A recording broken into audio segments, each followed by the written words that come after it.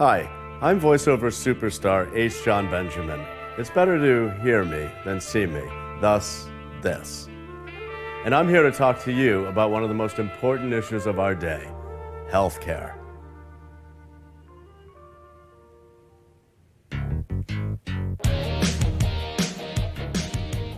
Is there a doctor in the house, please? A doctor in the house, please. Doctor. Our current healthcare system is, well, how would you put this? It's in the danger zone. Hi, this is H. Jon Benjamin, and I'm here to talk healthcare. We're in the richest country in the world, and my man can't get his legs sewn up? Today, more than 30 million Americans still don't have health insurance, and even more are underinsured. No insurance.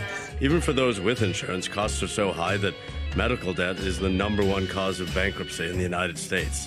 Tennesseans are being forced into bankruptcy. Credit completely destroyed. $7.8 million worth of medical bills. We spend significantly more on our national GDP on healthcare, far more per person than any other major country. We should be having by far the best healthcare system in the world because we're spending so much money. And despite spending more, Americans actually have many worse health outcomes and a higher infant mortality rate than countries that spend less. If I bought a car for $50,000 and you bought a car for $25,000, I have every reason to believe that my car is going to be a lot better car than your car.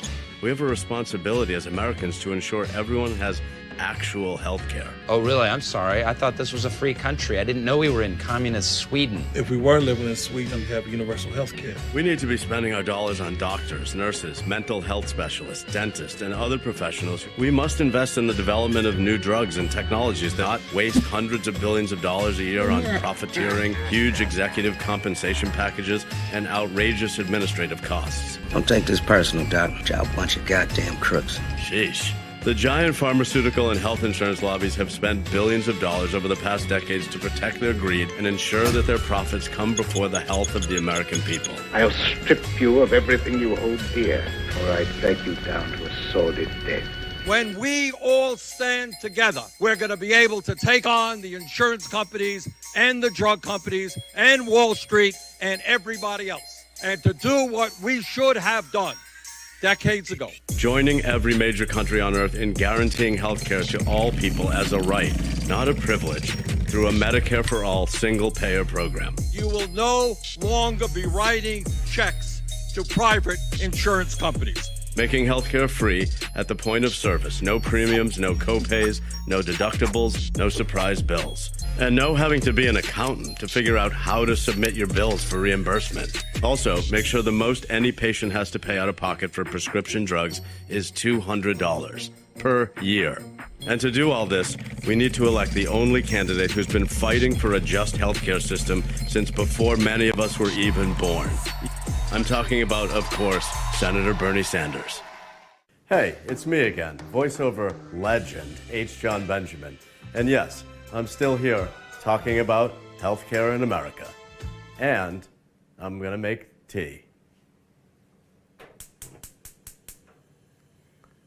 Just be a minute.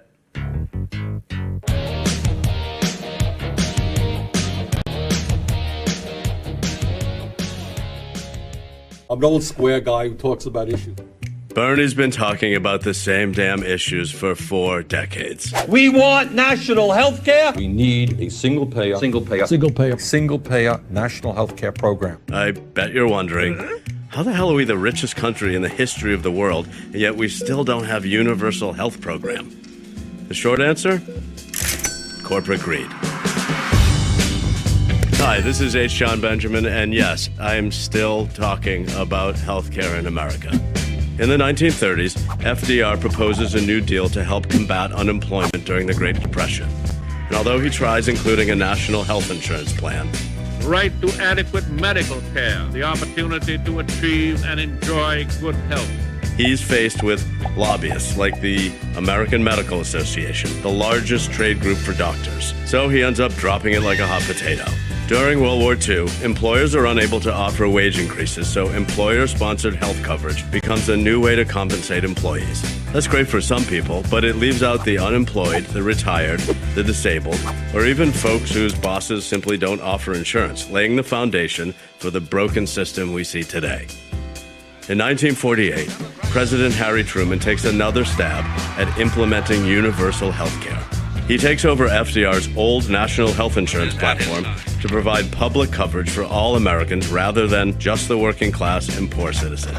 I've repeatedly asked the Congress to pass a health program. Some members of Congress don't like that and immediately fire up the fear-mongering rhetoric, calling the plan socialist, and even suggesting that it reflects the ideals of the Soviet Union, adding to the Red Scare hysteria that's already gripping the nation. Sound familiar? We are alarmed by the new calls to adopt socialism. Socialism, socialism. Socialism. And the AMA isn't about to miss out on the fun. They introduced their own plan in opposition, proposing private insurance options. They spend millions of dollars persuading people that insurance for profit is the way to go. And Truman's proposal dies. In 1961, President Kennedy introduces Medicare to help those 65 and over with hospital bills. And of course, the AMA tries to muck it up again. They pay then-actor Ronald Reagan to record an ad against Medicare. The key issue is we do not want socialized medicine. And in 1963, President Kennedy is assassinated. So Lyndon Johnson takes on the fight. All I have, I would have given gladly, not to be standing here today. With the help of a Democratic Congress, President Johnson finally creates Medicare and Medicaid, giving the federal government a role in taking care of the elderly, disabled, and poor. In 1 year, nearly 20 million seniors in more than 12,000 hospitals enroll in a new Medicare program. In 1971, Senator Edward Kennedy proposes to take Johnson's accomplishment even further with a national plan that would include all Americans. But Nixon shoots that down. This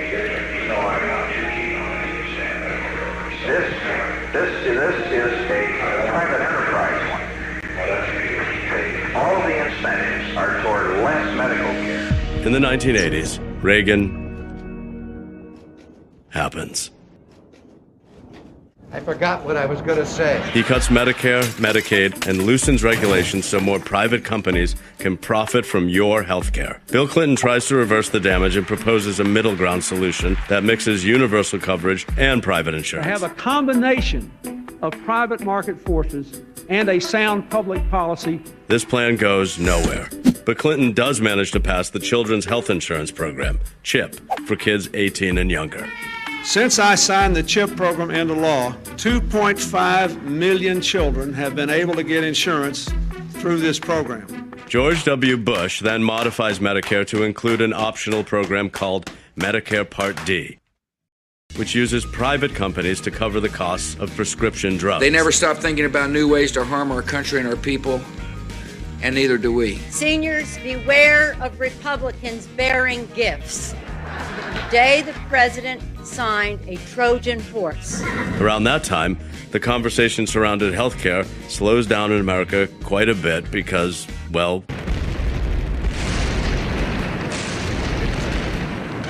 American and coalition forces are in the early stages of military operations to disarm Iraq. It isn't until election campaigning starts in 2006-2007 that talk about healthcare picks up again.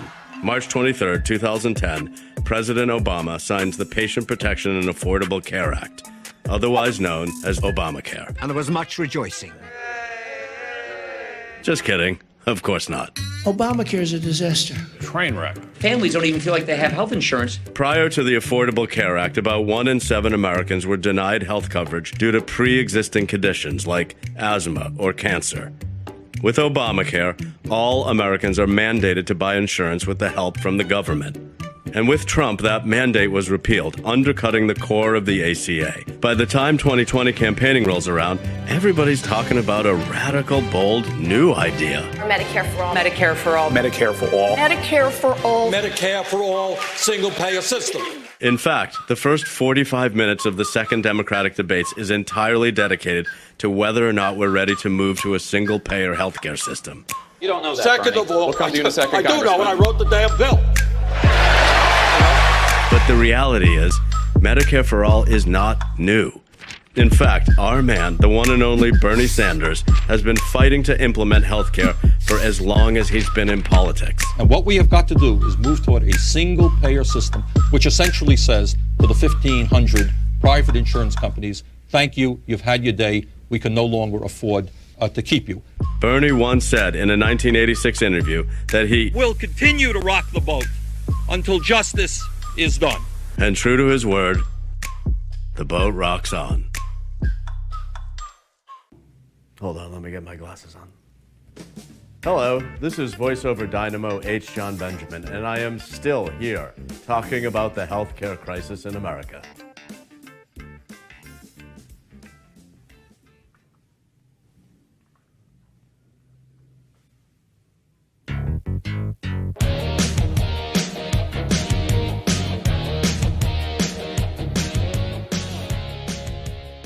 What do you do about the cost? How are you going to pay for this? How are you going to pay for this? How are we going to get the money to pay for that? The truth is, we are already paying for our broken healthcare system. Why are you so shocked by this? Hi, this is H. John Benjamin, still talking about the healthcare crisis in America.